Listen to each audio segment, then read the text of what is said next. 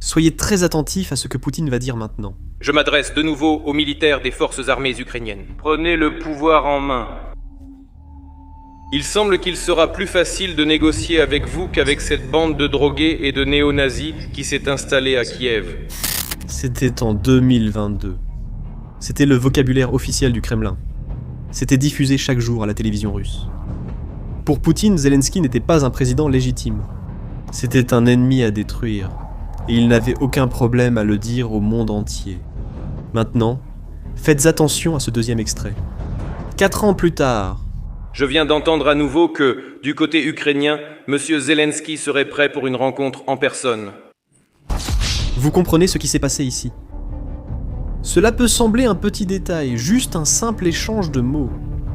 Mais quand un homme qui a passé des années à traiter quelqu'un de néo-nazi drogué commence à appeler ce même homme Monsieur Zelensky, quelque chose de très important a changé. Et ce n'est pas un hasard. Poutine ne choisit pas ses mots par accident. Chaque mot qu'il choisit est calculé. Si vous comprenez ce qui se cache derrière ces deux mots, vous comprendrez quelque chose que Poutine essaie désespérément de cacher. Mais il ne s'agit pas seulement de la guerre. Il s'agit de quelque chose de bien plus humain. Quelque chose que tout le monde a déjà vu chez quelqu'un, ou déjà ressenti soi-même. Pour comprendre ce qui a changé, nous devons revenir au 9 mai 2026. Le jour de la victoire, la date la plus sacrée du calendrier russe. Chaque année, depuis 1965, la Russie utilise ce jour pour montrer au monde sa puissance militaire. Des chars, des missiles, des chasseurs, des bombardiers. C'est le jour où le Kremlin dit au monde « Nous sommes forts, nous sommes redoutés, nous sommes invincibles ». Mais cette année, c'était différent. Pour la première fois depuis près de 20 ans, le défilé a eu lieu sans aucun équipement militaire. Sans chars, sans missiles, sans véhicules blindés roulant sur la place rouge. La justification était vague.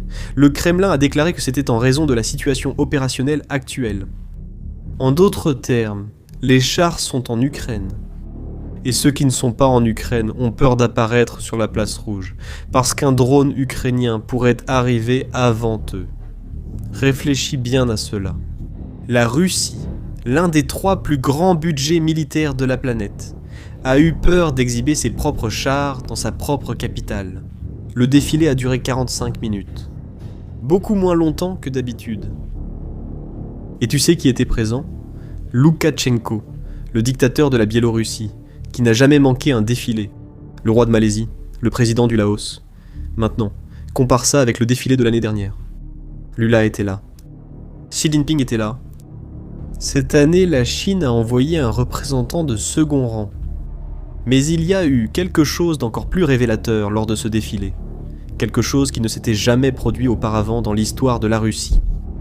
Pour la première fois dans l'histoire, des soldats nord-coréens ont défilé sur la place rouge à Moscou.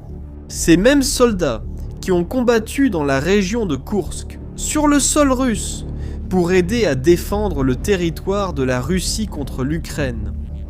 Le commentateur les a appelés des héros. Des héros. D'un pays qui a à peine de quoi nourrir sa propre population. Défilant pour célébrer la victoire russe lors de la Seconde Guerre mondiale. Et il y a un autre détail que presque personne n'a mentionné. Quelques jours avant le défilé, un drone ukrainien avait atterri à seulement 6 km du Kremlin. La Russie était tellement préoccupée par une éventuelle attaque qu'elle a coupé l'internet mobile dans tout Moscou pendant l'événement. Et c'est précisément dans cette ambiance que Zelensky, celui que Poutine qualifiait de néo-nazi drogué, a publié un décret officiel avec les coordonnées exactes de la place rouge, déclarant la zone temporairement hors des plans d'attaque ukrainiens. Le Kremlin a qualifié le décret de plaisanterie stupide. Mais le fait était que le défilé le plus sacré de l'histoire russe a dépendu de la bonne volonté de l'homme que Poutine jurait de détruire. Tirez vos propres conclusions. Maintenant vient la partie la plus importante. Qu'est-ce que Poutine a dit après le défilé ? Après que les caméras se sont éteintes et que les soldats sont retournés dans leur caserne, Poutine a accordé une interview. Et c'est là qu'il a utilisé cette expression. Monsieur Zelensky. Je viens d'entendre à nouveau que la partie ukrainienne, M. Zelensky, est prête à organiser une rencontre en personne. Mais ce n'était pas tout. Il a aussi dit quelque chose qui a surpris beaucoup de monde. Je pense que la question touche à sa fin. Et fais bien attention. Il n'a pas dit guerre. Il n'a pas dit opération. Il a dit affaire. Comme s'il s'agissait d'une négociation commerciale sur le point d'être conclue. Poutine évite le mot guerre depuis 4 ans, car admettre que c'est une guerre reviendrait à admettre qu'il l'a commencée.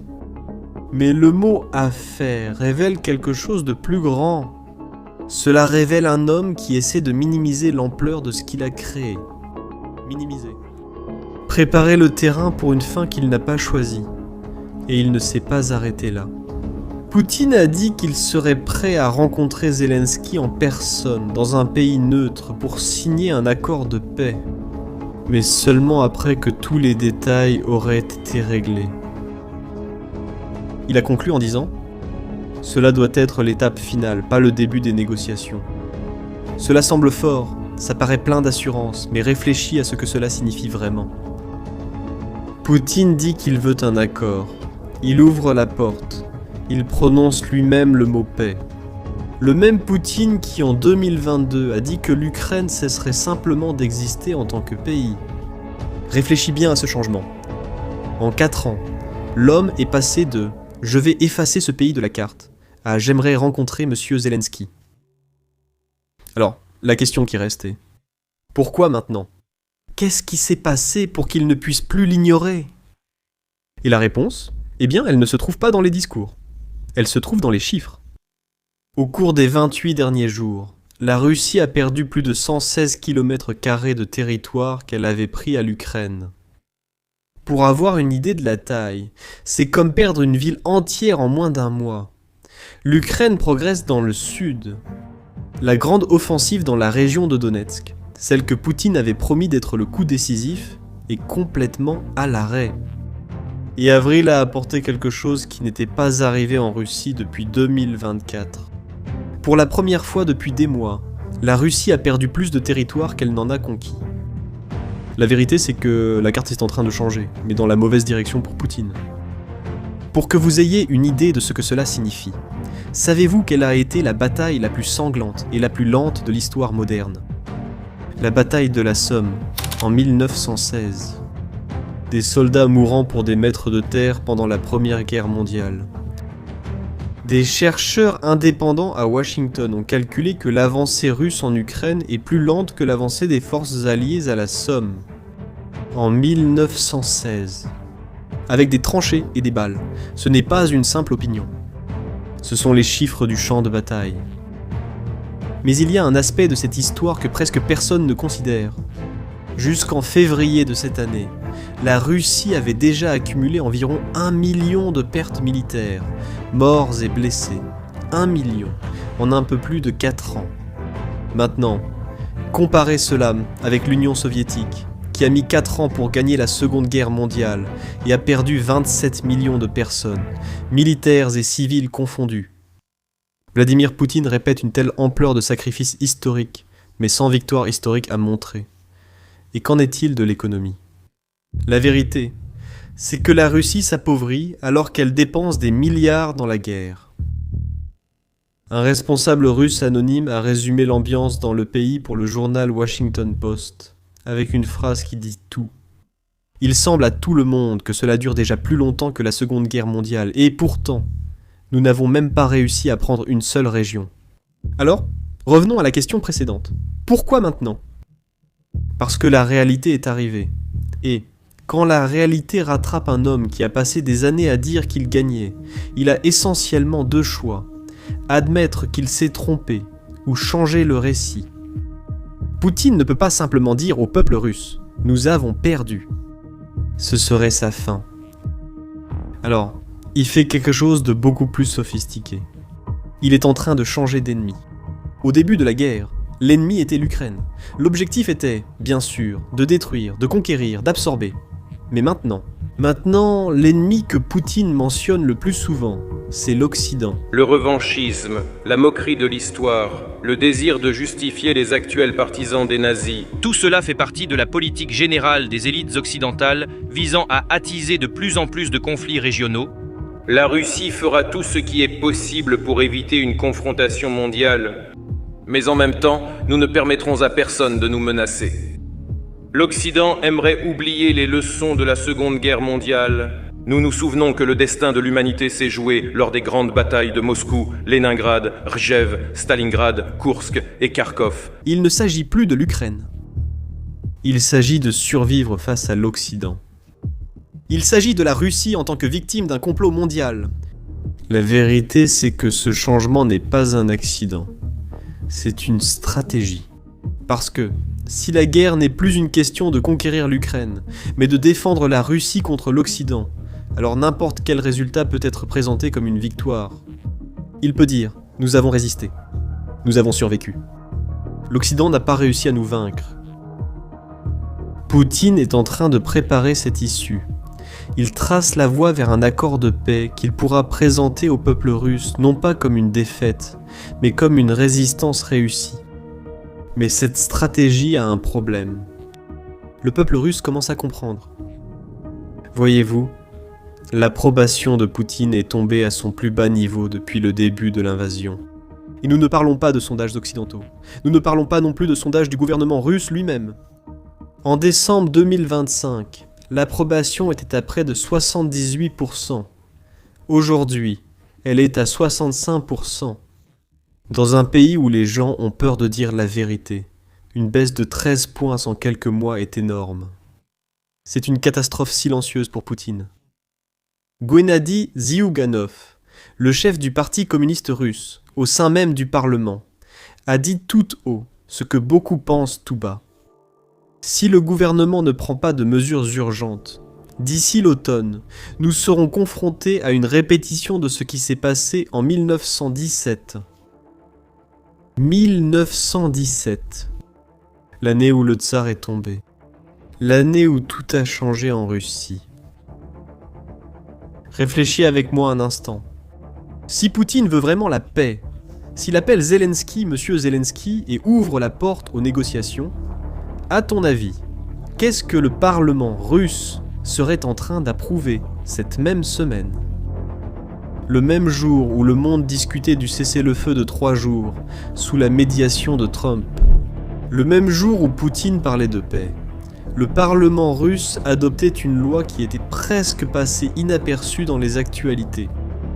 La loi autorise Poutine à utiliser des forces militaires à l'étranger pour protéger les citoyens russes qui sont arrêtés ou jugés par des tribunaux étrangers.